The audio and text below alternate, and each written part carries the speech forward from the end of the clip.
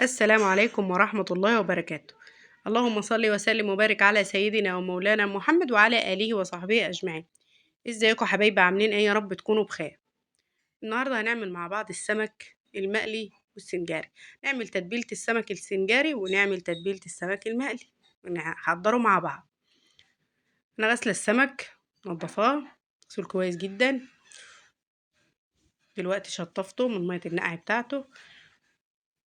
بعدين هنحضر اوريكم السمك من جوه ابيض وجميل ونضيف ما شاء الله عليه، ومن بره مقشراه شايله القشر بتاعه زي الفل معاه.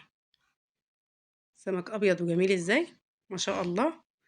تعالوا نحضر التتبيله مع بعض.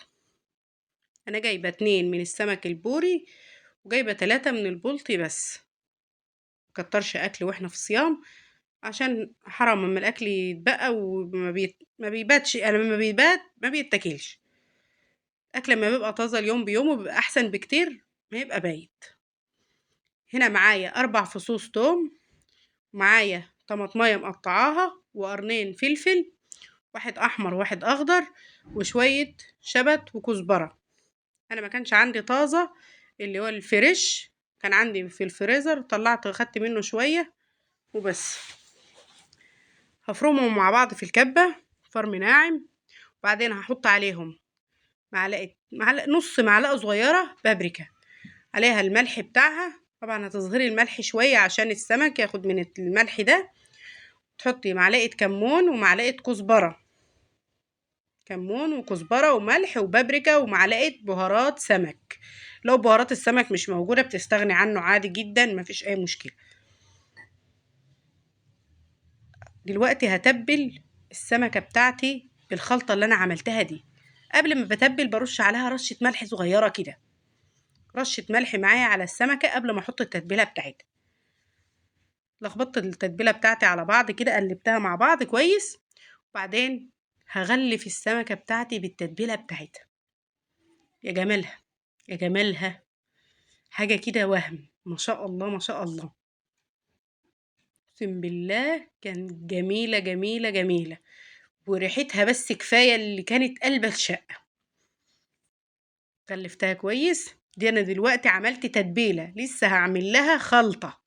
سمك السنجاري بعمل له تتبيله وبعمل له خلطه. الخلطه بتاعته هعملها دلوقتي. انا هغلفها بالتتبيله وراح اعمل لها الخلطه بتاعتها. كده تمام، غلفت كلها. فردت التتبيله بتاعتي كلها عليها كلها. هنا بقى الخلطه: بشرت جزره، على بصلايه قطعتها مكعبات كده، لو عايزه تقطعها شرايح عادي، مع فلفل مقطعاه برضو شرايح، والليمونه قطعتها شرايح وهحطها مع السمك. ورشيت عليها رشه كمون وكزبره كده، رشه خفيفه، وهفردهم على السمك. وحطيها في الفرن بقى وشوفي جمالها وطعمها وحلاوتها بالتتبيله دي. اقسم بالله تتبيله تحفه. ما شاء الله ما شاء الله، تسلم ايدي طبعا. تستغربوش انا بحب اشكر في اكلي قوي.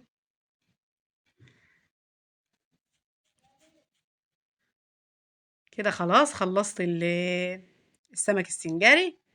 نجهز السمك المقلي. حضر السمك المقلي مع بعض. بفرد الخلطه بتاعتي كويس جدا بحيث ان يبقى على السمكه كلها من الخلطه. هنا هحضر للسمك المقلي، يعتبر نفس التتبيله بتاعت السمك السنجاري بالظبط، هي نفسها.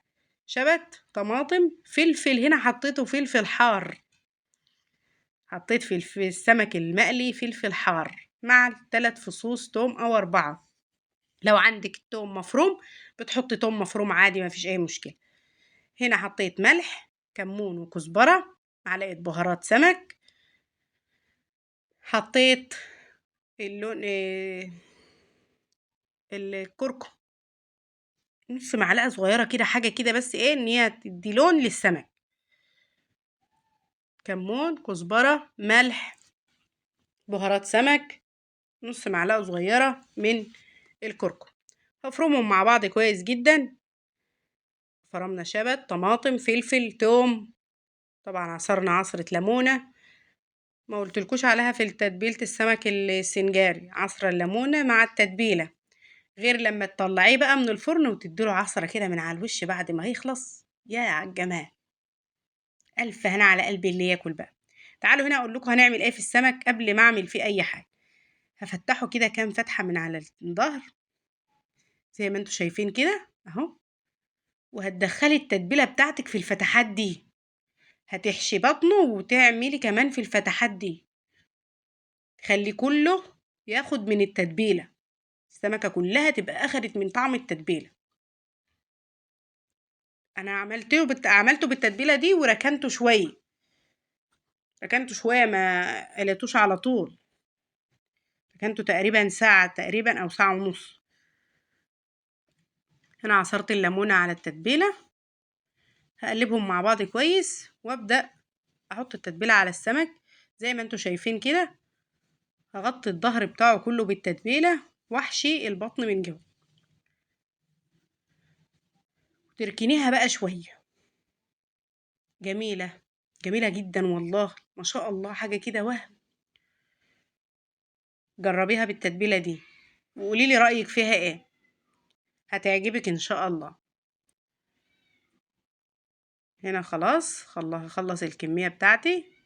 انا مش جايبة سمك كتير زي ما قلت لكم، انا جايبة على قدنا بالظبط عشان ما يتبقاش منه حاجة ويترم، لان احنا ما بنحبش الاكل اللي بايت. كده كله تمام. عملتهم.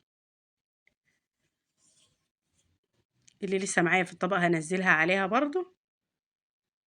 كده خلاص خلصنا.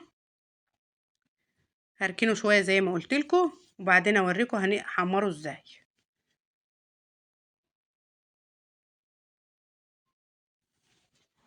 اوريكي شكل السمك كده تمام. تعالي بقى نشوف احنا هنحمره هنعمل فيه ايه.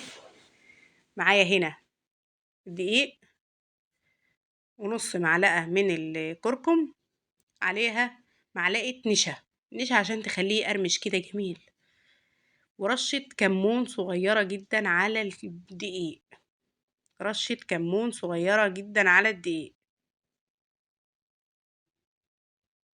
وبعدين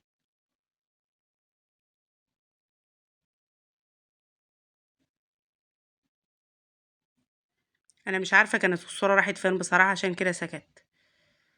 انا ما غلفته كويس بالدقيق، تقريبا كان في دقيق على الكاميرا ما كانش في اي حاجة باينة. غلفته كويس بالدقيق وحمرته. هنا عملت رز بشعرية وعملت سلطة خضراء وغسلت الخضار وظبطنا السفرة بتاعتنا. كل سنة وانتم طيبين. وصلت لحد هنا وما حطيتيش لايك وما عملتيش اشتراك، اعملي لايك واشتراك وفعلي زر الجرس عشان يوصلك كل جديد. كل سنة وانتم طيبين يا حبايبي، اشوفكم بكرة في فيديو جديد ان شاء الله. مع السلامة.